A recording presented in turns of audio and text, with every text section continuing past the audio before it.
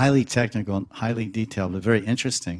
Because many of these, if you actually have had somewhat of, let's say, somewhat of an active emotional life with your partner or beloved or beloveds, then we have all, as cultured, developed human beings, experienced a lot of the gamut of the emotions and bhavas and rasas that are described in the Rasa Tattva of Bhakti, Bhakti Rasamrita Sindhu and Ujjvala Nilamani.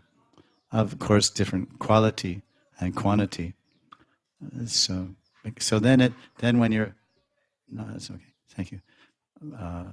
But when you're studying, it's not something extraneous to our own experience, although it seems highly technical. If you actually say, "Wait a minute," and you bring it closer to yourself and try to measure, and I had something like this, and it's because I've been trying to study this from different angles to get more understanding, and actually this is the keynote, because the basic philosophy and teachings of the Rasa Tattva itself, they come from the teachings of Bharat Muni. Bharat Muni wrote a famous shastra called Natya Shastra. And Natya Shastra is the art of drama or dance.